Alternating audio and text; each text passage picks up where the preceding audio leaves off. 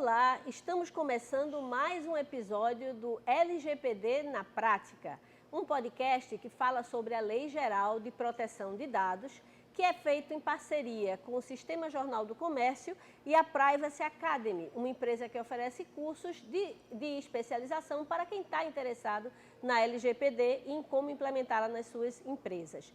Estou aqui do meu lado com Marcílio Braz, que é da Privacy Academy e que participa com a gente trazendo todas as informações a respeito dessa legislação que já está em vigor e que toda empresa precisa se adequar a ela.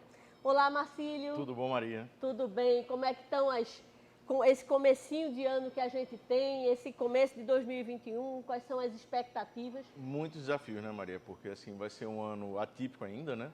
A gente vindo aí de toda essa questão da pandemia, as empresas ainda, né, achando ainda que ainda tem muito tempo para implementar, quando na verdade a gente não tem, como você já bem colocou, a lei já está em vigor, né? Mas é isso aí, a gente está aqui para contribuir e fazer com que o pessoal entenda que também não é bicho de sete cabeças, dá para a gente fazer isso de maneira estruturada e bem.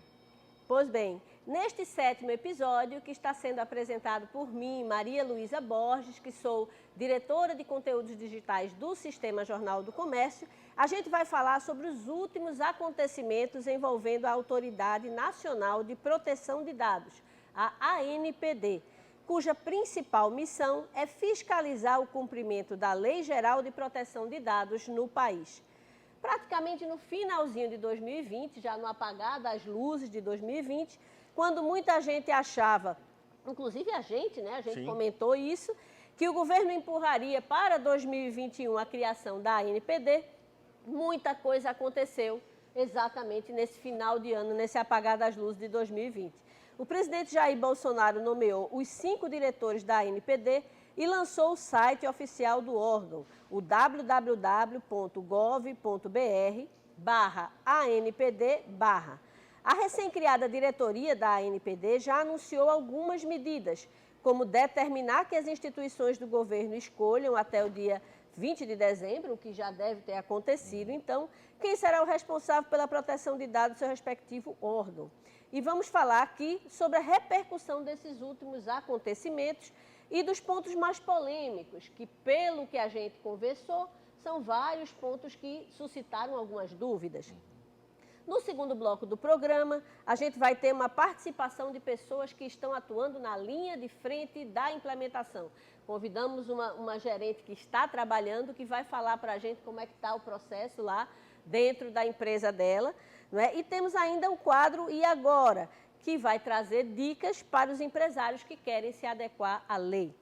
Então, vamos começar, Marcílio, falando sobre essa, eu não digo reviravolta, porque já era esperado que houvesse uma mudança, uma nomeação, mas, de fato, foi bastante surpreendente que já no finalzinho do ano a gente tivesse todas essas movimentações. Conta para a gente qual é a repercussão da nomeação desse conselho diretor, os nomes que foram escolhidos, né, pelo governo e já foram aprovados, não é isso?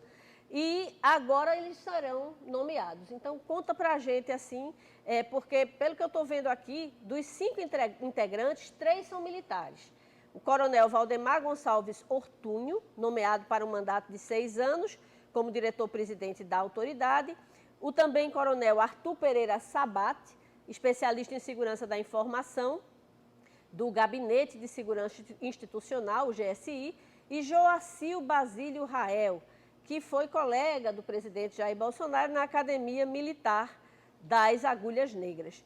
Tem ainda na lista a professora de Direito Miriam Wimmer, diretora de Políticas de Telecomunicação do Ministério das Comunicações, e a advogada Nairane Farias Rabelo, que é a única representante do setor privado no Conselho. A presença dos militares ela vem sendo criticada, foram feitos alguns questionamentos. A Coalizão Direitos na Rede, que é uma organização que agrega mais de 40 entidades brasileiras da academia e da sociedade civil de defesa dos direitos digitais, uniu-se à Access Now, que é uma entidade global, não é, que se dedica a defender os direitos digitais dos usuários ao redor do mundo. E toda essa coalizão enviou uma carta à Comissão Europeia, ao Conselho da Europa e à Global Privacy Assembly, alertando sobre os riscos da presença de tantos militares no conselho diretor da ANPD. Então, assim, é importante a gente ouvir. Marcílio é uma das pessoas que primeiro começou a se preparar para esse novo momento de proteção de dados. A gente queria ouvir os seus comentários a respeito dessa movimentação, dessa presença militar muito forte e por que é que tantas entidades apresentaram questionamentos. Maria, vamos por partes. São muitas coisas, né? Muitas coisas, é verdade. Então, primeiro fazendo um rápido histórico, quando a gente teve a lei, né, originalmente, a ANPD ela foi vetada, né? A lei foi promulgada e ela foi, os artigos referentes à autoridade nacional foram vetados, né? Isso foi restituído na MP 869 em 28 de dezembro de 2018, tá? E o que acontece? De lá para cá, a gente ficou numa situação onde a gente estava esperando que efetivamente a autoridade fosse composta, porque vários pontos da lei, inúmeros, estão indicando diretamente a ANPD e alguns outros tantos que não estão explicitamente também dependem da regulamentação da lei e do que as interpretações que a autoridade nacional vai desenrolar, né? Esse novelo que ele tem lá para tirar essas questões. Então, assim, se a gente for ver no mundo afora, as autoridades nacionais, uma das funções é justamente dar essa interpretação, né, e dar orientações práticas, né, de como aquelas demandas legais devem ser seguidas. Na falta dela, o que é que aconteceu? A gente passou tendo aí mais de um ano, né, com a lei ainda para entrar em vigor. A gente teve esse tempo para ter justamente essa estruturação e, infelizmente, isso por várias questões políticas, socioeconômicas, acabou não acontecendo. Como você falou, ao apagar das luzes, finalmente, né, eu acho que aconteceram duas coisas, na verdade. Uma, acabou a lei entrando em vigor em 18 de setembro, né, quando ninguém imaginava que ia ser. Né, todo mundo aguardava uma prorrogação, um prazo mais dilatado. Sim, sim. Muito embora a gente tenha tido, essa lei é uma das leis que teve mais prazo para se adequar em todo o ordenamento jurídico brasileiro. Nunca teve uma lei com tanto tempo, eu acho que poucas leis tiveram tanto pouco tempo. O próprio Código de Defesa do Consumidor, salvo engano... Qual foi o tempo total? 2 anos? 2 anos, praticamente. Né? O Código de Defesa do Consumidor, salvo engano, teve menos tempo, né? E que foi revolucionário, como essa lei também é, e as pessoas ainda não têm ainda muita noção disso. Mas, enfim, então o que acontece? A lei entra em vigor, efetivamente, 18 de setembro, numa situação totalmente sui generis, para dizer assim, bem brasileira, onde a gente tem a lei entrando em vigor e a autoridade não existindo naquele momento. Então, assim... E as multas adiadas para 2021. Para 2021, que já gera um outro grande problema, porque as empresas, e aí, assim, eu acho que até a falta de informação mesmo, né, faz com que uma parte das empresas imagine, né, que o fato da lei estabelecer que as multas só vão ser a partir do ano que vem, que não há essa pressa toda e que ainda se ganhou um tempo, quando na verdade já estão expostas desde o dia 18 de setembro, porque a lei entrou em vigor desde 18 de setembro. Né? Então, assim, para ações cíveis, para qualquer reclamação em algum organismo de defesa do consumidor. Né? Como um PROCON, por exemplo. Exatamente. Então, assim, essa disposição já existe. E aí a gente ficou uma segunda situação. A gente, com a lei em vigor, já com essas disposições, né? As multas para o ano que vem, e quem vai regulamentar isso aí e que vai aplicar também as multas? A autoridade. As orientações necessárias para você poder dizer que você está seguro, assim, absolutamente seguro, também dependendo da autoridade nacional, e a autoridade nacional ainda sem existir. E aí, eis que vem a nomeação, né, primeira indicação, depois a sabatina no Congresso e a nomeação. A preocupação, né, do pessoal... Dos 5 integrantes, 3 são militares. 3 são militares. Duas mulheres, né, assim, não militares, Miriam e a Nairane. Nairane, inclusive, daqui de Pernambuco, né? Ela é daqui não sei se é daqui de Recife, mas ela é daqui de Pernambuco. Teve, assim, o privilégio de ter ela como minha aluna, né, no ano passado, em janeiro do ano passado, né? Então, assim, eu acho que uma preocupação por parte do pessoal, né, a interpretação que eu faço dessa preocupação por parte do pessoal da Coalização do Direito na Rede e outros colegas de área também, sobre a possibilidade da gente ter o Estado com essa questão ser tratada de alguma forma como uma questão de governo e não uma questão de Estado. E isso é extremamente preocupante. Isso aí, de fato, é extremamente preocupante. Mas, ao mesmo tempo, Maria, a gente tem que pensar o seguinte: a gente tinha uma lei, ou melhor, a gente não tinha lei quando a gente olha para o mundo onde já tinham mais de 200, sei lá, quase 120 países, salvo engano, né, na última vez que eu tinha visto lá a lista de países, com leis específicas. Já ainda não tinha isso. A gente depois conseguiu finalmente fazer com que isso se transformasse em lei. E a gente não tinha autoridade. Então, sabe aquela coisa assim do é melhor feito do que o perfeito? Né? Então, eu acho que para esse primeiro momento, né, a gente ter efetivamente a autoridade, eu acho que já é um grande passo. Com relação à questão de todas, assim, essa preocupação grande com relação a essa possibilidade de vigilantismo estatal, uma coisa que eu acho que a gente tem que pensar também é o seguinte, inclusive está explícito na lei, que as orientações e as questões que foram levantadas dentro do NPD, elas vão ser submetidas a audiências públicas. Então, assim, a gente, enquanto sociedade, né, é importante sempre ter essa preocupação, né, e mesmo que não fossem militares, mas a gente tem que estar sempre de olho, né, e essa possibilidade que a gente tem de ter essas audiências públicas são uma forma da gente poder também fiscalizar, né, e poder dizer e verificar se efetivamente está tendo alguma ingerência maior por parte do Estado ou não. Eu acho que tão importante quanto é a gente ter efetivamente o projeto de lei e efetivamente depois a lei com relação às ressalvas que existem na LGPD hoje com relação à parte do Estado e dados pessoais para fins de segurança pública, que isso não está coberto na lei. Isso tem uma ressalva dizendo que isso ia ser posteriormente regulamentado. Existe um projeto de lei, só que ele ainda não está, eu acho que ainda está em fase de projeto, né? Existe uma comissão com pessoas, né, assim, notáveis na área, mas assim, eu acho que é muito preocupante a gente ter essa, aspas, carta branca, de certa forma, né? Porque enquanto a gente não tiver isso, a gente fica com uma exposição maior do que aquela dos diretores que estão tendo seu trabalho sendo verificado, né, e questionado via audiências públicas, via pressão popular, entendeu? Porque é uma área, Maria, que você tem acompanhado, cada dia que passa, cada vazamento que acontece, as pessoas estão cada vez mais ligadas no assunto. As pessoas antigamente não sabiam o que era isso, né? Não sabiam o que era vazamento. Hoje em dia as pessoas já comentam, já se preocupam com roubo de identidade, né? Com dados vazados. Então, assim, a tendência é que, eu não sei se precisar o tempo, isso vai depender muito também da atuação da autoridade, do ponto de vista de divulgação da lei, que é uma coisa que está faltando muito.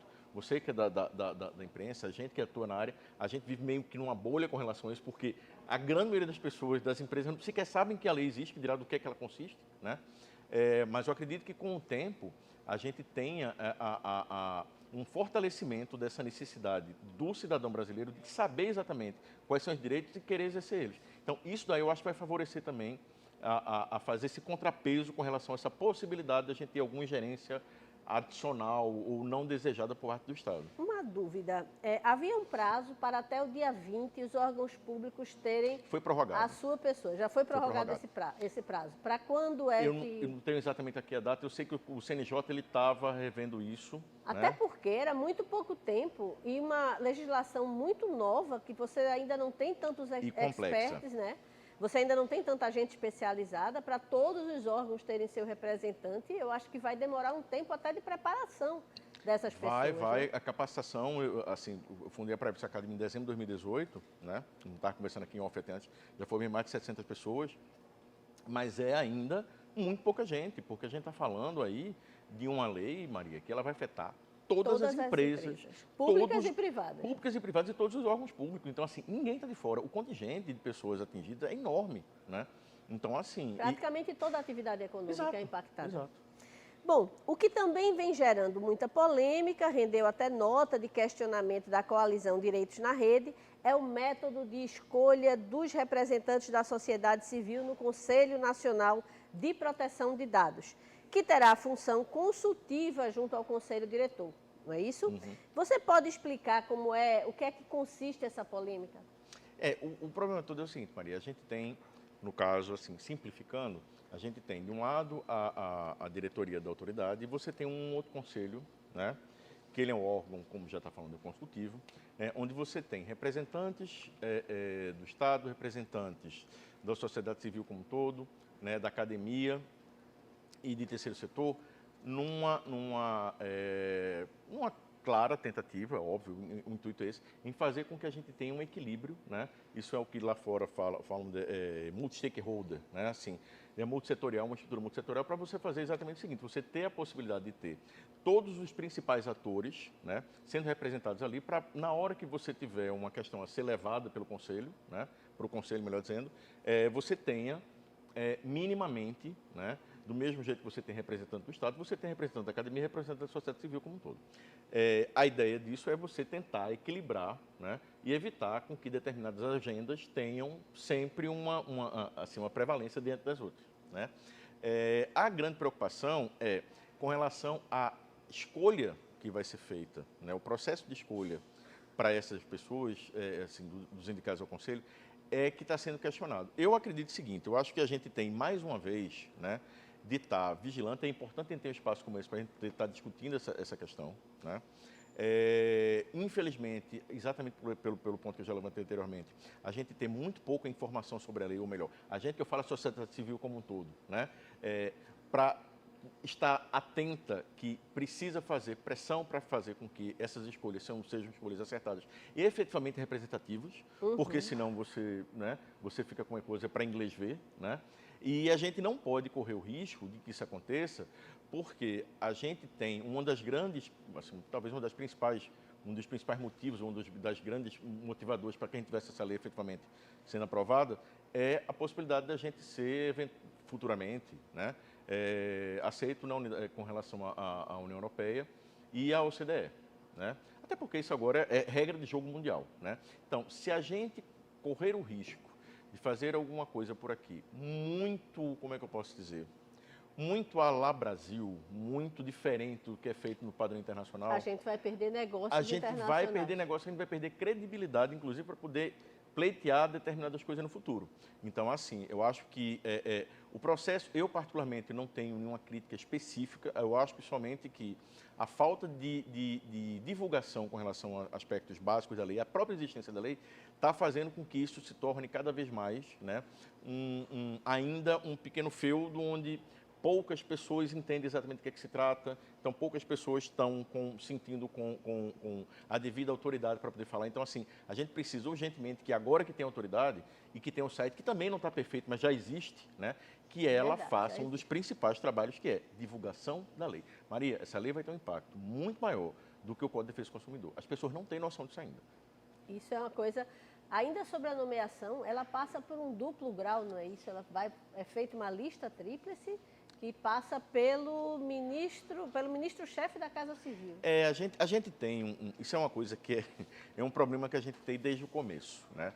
O formato da nossa autoridade, ele é questionado desde o momento zero, ele está longe de ser o ideal, porque a gente deveria ter um órgão com autonomia, né, que hoje a gente não enxerga, né? Do ponto de vista administrativo, do ponto de vista financeiro. Então, assim, mas, de novo, a gente não tinha nada, se propôs esse modelo como um modelo transitório, né, para depois a gente chegar no modelo que seria ideal. Mais uma vez, Maria, se a gente não ficar em cima, né, se a gente não fiscalizar, a gente não vai ter o que a gente precisa, né?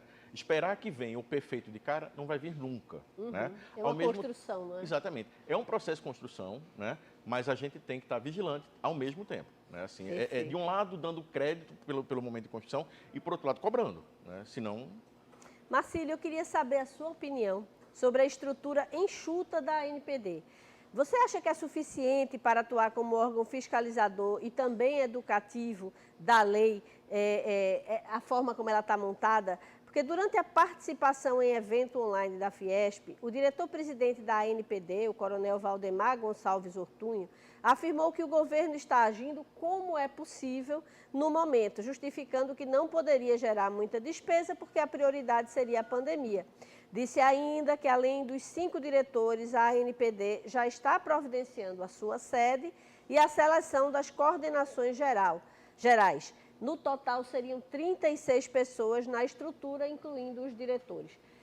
Para cuidar desse país, dos nossos milhões de empresas públicas, privadas, órgãos governamentais, essa estrutura é enxuta, é insuficiente, é o que temos para hoje, é suficiente? Qual a avaliação que você faz? Vamos lá. A gente teve um tempo atrás Acho que foi autoridade irlandesa, né, de proteção de dados, a prima da NPD, a versão irlandesa, né, e também na própria autoridade do Reino Unido, que é uma das mais, né, destacadas, a reclamação por falta de pessoal. Então, assim, a gente está falando de autoridades nacionais europeias que já trabalham há muito mais tempo que a gente, que já têm muito mais expertise, tanto do ponto de vista técnico, quanto do ponto de vista também das empresas, já sabem exatamente o que tem que ser pedido, e elas mesmas estão entendendo que a quantidade de gente que tem lá dentro é insuficiente, tá? Nenhuma é tão pequena quanto esse número que foi levantado. Ou seja, se lá fora é pouca gente, com 100 e pouco, 200 pessoas, com 30 e 36. pouco, assim, é praticamente impossível você conseguir chegar, não digo nem no estado da arte, é você chegar numa estrutura que você possa efetivamente entregar o que a sociedade espera, tá? Então, assim, existe, e aí de novo, né, aí tem que remontar a questão inicial lá, quando existia no projeto de lei a previsão originária da autoridade, foi vetada e tal. A questão justamente, um dos pontos principais foi justamente a questão da geração de novas despesas, que não poderia haver geração de novas despesas. Então, a ideia foi relocar, né, servidores públicos para poder montar ela. A gente tem gente muito capacitada no setor público. Isso aí não há a menor dúvida com relação a isso. Eu acho, infelizmente, que a gente não está dando, talvez, e aí, mesmo entendendo que seja um processo de construção, mesmo dando esse desconto para todas as questões da pandemia e tudo, que a gente está indo, nesse ponto especificamente, numa direção equivocada. Porque eu acho que a gente precisa pensar numa estrutura que ela seja ok enxuta, ok que respeite todas essas limitações que a gente tem de orçamento, mas que ela seja efetiva. Porque se você não tiver gente para você poder dar vazão à quantidade absurda de demanda que vai surgir, que já está surgindo, o que é que a gente corre o risco? Cair em descrédito a lei. No momento que cair em descrédito... Imagina a quantidade de processos que pode ser gerado, pouquíssima resolução deles, pouquíssimas decisões. Né? E isso gera uma coisa que eu escrevi um artigo que saiu até no Estadão lá, logo um dia seguinte, 2 dias depois que a lei entrou em vigor, que é o risco terrível que a gente tem de judicialização em massa. Por que que acontece?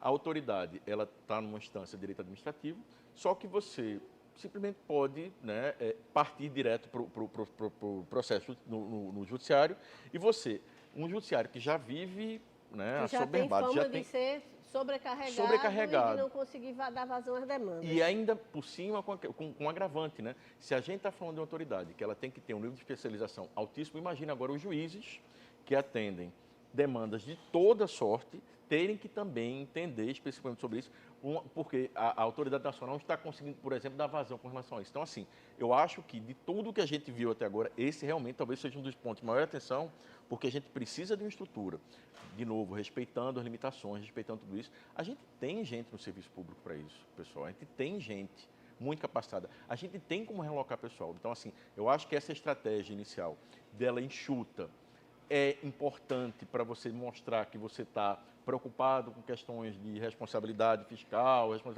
mas ao mesmo tempo você não pode deixar de lado o mais importante que é, se você não tem uma lei bem regulamentada, se você não tem uma lei bem fiscalizada, as pessoas não vão acreditar. O coronel Valdemar Ortunho, ele diz que o foco dele nesse início é educação. Ele diz que a punição é o último recurso. Sim. É por aí mesmo? Sim. A gente vê, Maria, isso é uma coisa que a gente vê muito lá fora, na Europa você tem, não de um modo muito, não dá para você traçar uma linha, mas você tem basicamente duas vertentes. Você tem uma vertente mais educativa e uma vertente mais punitivista, quando você olha a autoridade lá de fora. Tá? Uma coisa é fato, se a gente, e já foi falado não só nesse episódio, mas em outros instantes também, a questão da falta de conhecimento por parte da lei. Então, se a gente começa no momento zero, né, com todos esses problemas que a gente já vem discutindo até agora, já entrando com um viés punitivista, ia ser o pior dos cenários, porque a gente ia ter, talvez, uma indústria, aspas, de multa, né? Muitas vezes não se consegue nem cobrar, né? Porque existe também isso, né? Ainda também tem esse ponto. Então, assim, o que eu acho que a gente tem nesse momento agora é uma sinalização, nesse caso, muito, eu posso dizer assim, muito tranquilizadora, porque isso partiu, eu vi esse evento, eu assisti ao vivo esse evento lá da Fiesp, né? E não somente eu, mas todas as pessoas que falaram depois da fala do presidente lá da comissão, que é extremamente tranquilizador no sentido de entender que, de fato, esse momento inicial, mais do que nunca, ele tem que ser da educação. Esse papel tem que ser, você tem que ter verba, você tem que ter pessoal, você tem que ter campanhas publicitárias para você fazer com que essa divulgação exista e que o conhecimento chegue para a sociedade civil como um todo e para as empresas. Mas se as empresas já começassem, no momento zero, olhando para a lei somente como algo que veio para penalizar, porque no final do dia, Maria, a melhor coisa do mundo, quando você para ver direitinho, é você ter essa lei forte, porque ela faz com que as empresas, quando elas têm os dados organizados, isso favorece ela mesma, entendeu? Então, assim, esse caráter punitivista realmente, que bom que a sinalização parece que não vem para esse lado nesse momento inicial. Eu queria retomar a questão dos encarregados pela proteção de dados nos órgãos governamentais.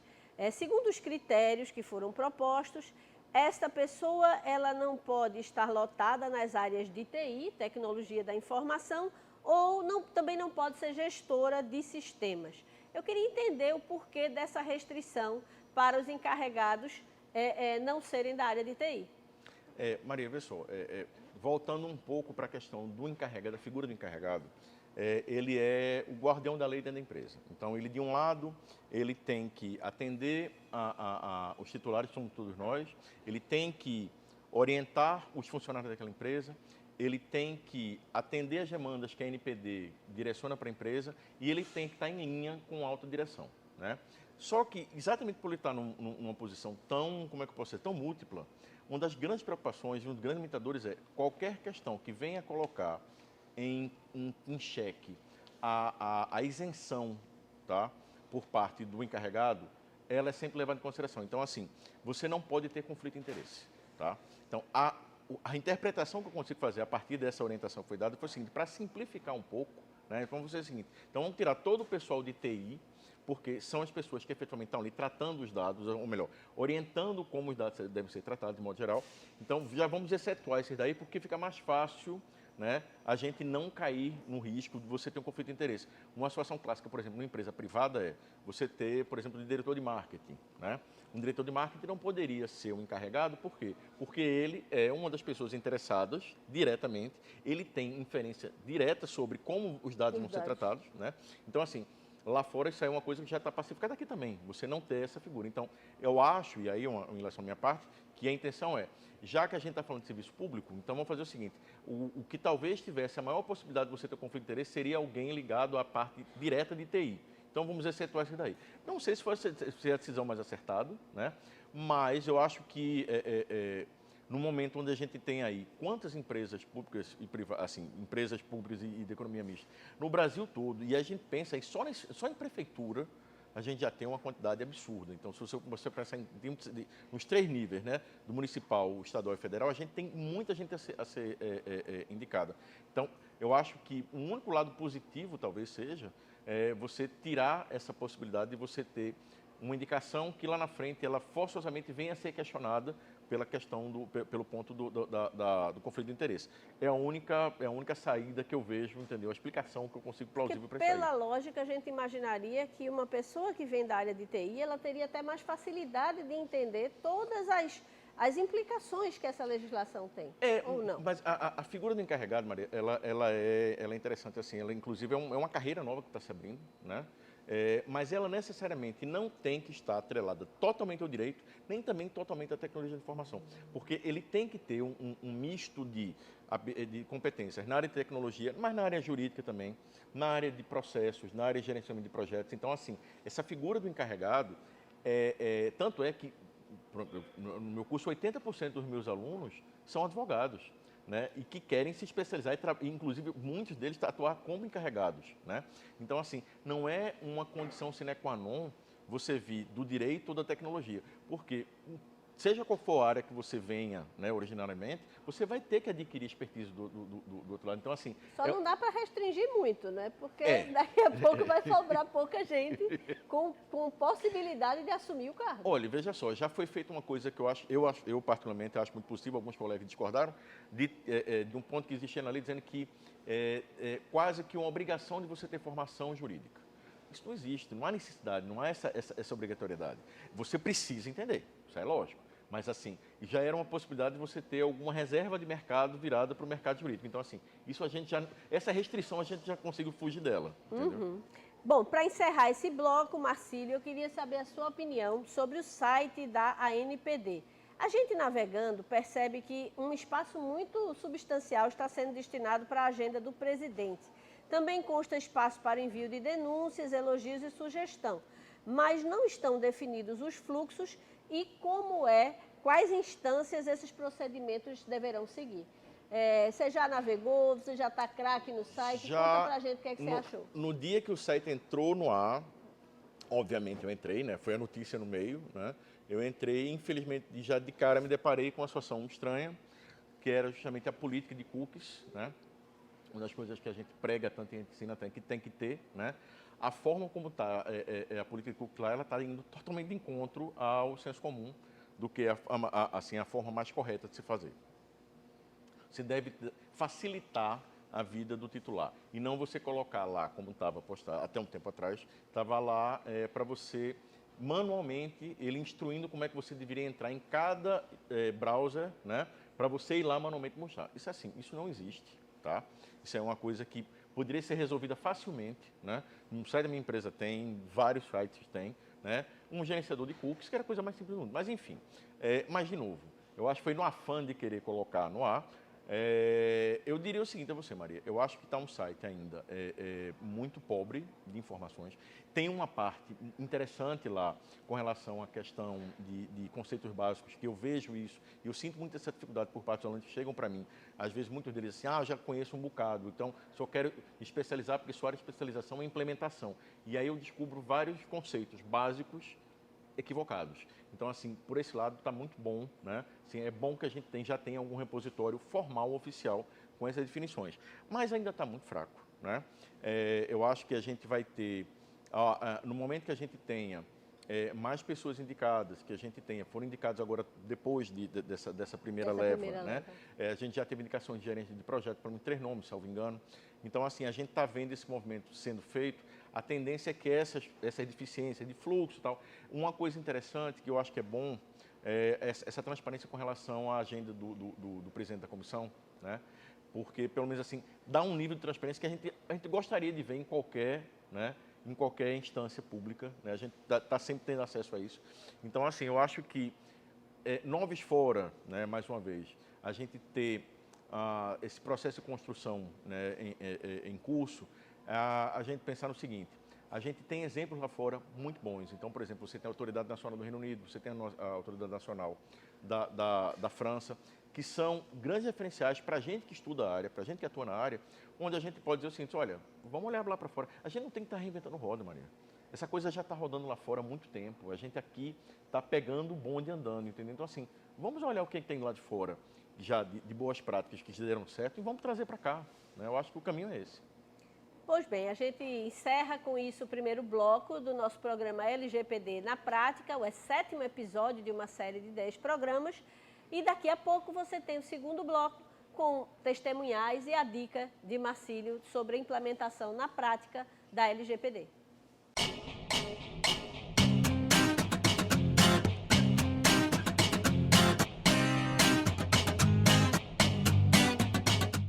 Abrimos o nosso segundo bloco do programa LGPD na Prática, que explica a Lei Geral de Proteção de Dados brasileira. Eu sou Maria Luísa Borges, diretora de conteúdos digitais do Sistema Jornal do Comércio, e eu tenho ao meu lado Marcílio Braz, que é professor de cursos de LGPD.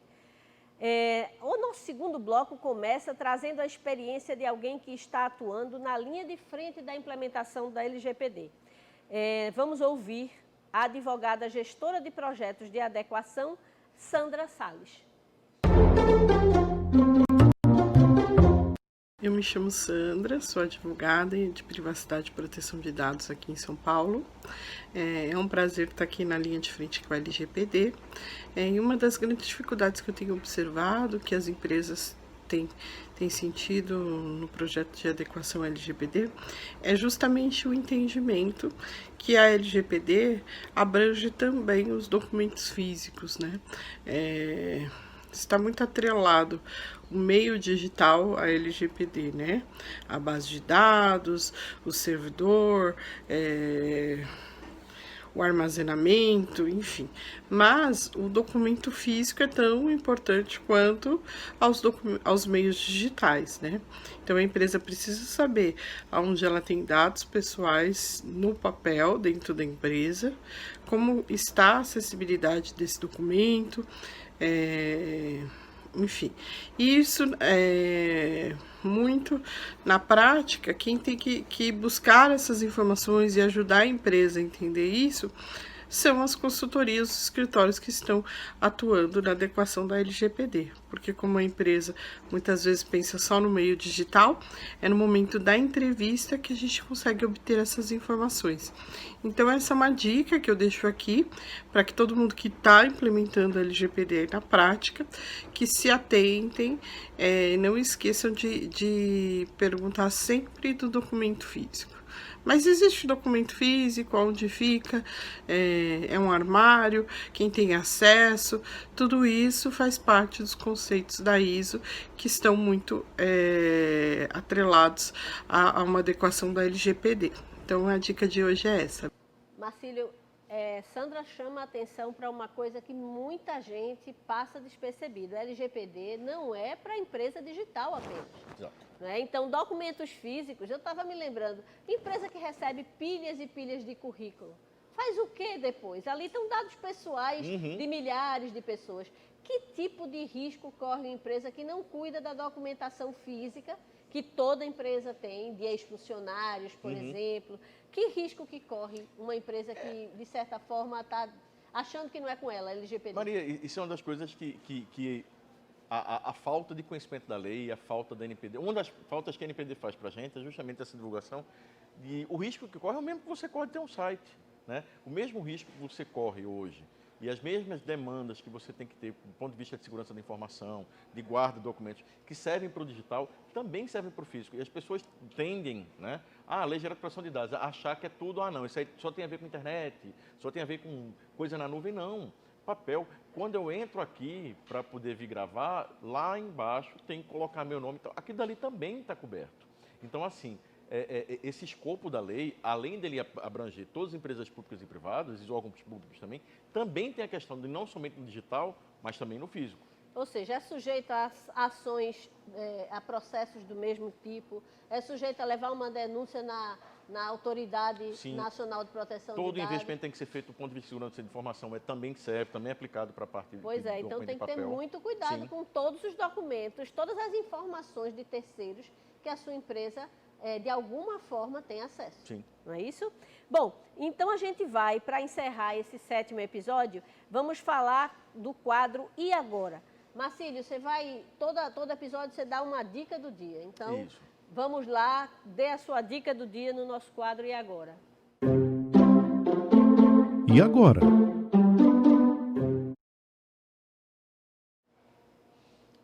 Pronto, Maria e pessoal. Como o pessoal já tem acompanhado, né, em todo episódio eu dou um passo, né, no que deve ser feito para o projeto de adequação, né, dentro das empresas ser bem sucedido. A última coisa que a gente viu foi a parte do mapeamento dos dados, que é a espinha dorsal dessa implementação, porque dali vão sair todos os principais insumos para você garantir os entregáveis da lei. Tá? Então, uma das principais coisas que a gente tem que pensar é o seguinte: uma lei ela só existe e só faz sentido, né, existir para garantir direitos para a gente. E se você, por acaso, tem uma empresa onde um titular vem, de alguma forma, reclamar um dos direitos dele e não consegue ser atendido, então essa lei, para todos os efeitos, não está sendo efetiva dentro da sua empresa. Então, nesse passo agora, o que a gente tem que se preocupar a partir de tudo que foi levantado no mapeamento, você adequar sistemas e processos de modo que, quando as requisições dos titulares cheguem, elas possam ser atendidas dentro do prazo, hoje, de 15 dias. Tá? Isso é um ponto bastante discutível, porque lá fora a gente tem de 30 a 90 dias, né, quando a gente pensa na lei europeia, para atender demanda de titular. Aqui no Brasil, a gente só tem 15 dias. Eu acredito e eu torço para que, e advogo também, no sentido de que a gente tenha uma revisão desse prazo, porque imagina o seguinte: como é que chega essa demanda? Essa demanda, ela normalmente a tendência é com que você crie um portal para fazer com que os titulares possam, ali naquele portal, solicitar alteração, retificação, exclusão de dados, ou seja, todos os direitos que são previstos. E, uma vez esse sistema coletando essa informação, você tenha a confirmação da titularidade, ou seja, que aquela pessoa que está afirmando ser o titular da data seja efetivamente. E isso daí é uma questão básica, porque se você não configurar de modo correto essa forma de você fazer essa crítica e você confirmar se essa pessoa está alegando ser ela mesma, você pode estar passando o dado de um terceiro para outra pessoa, tá?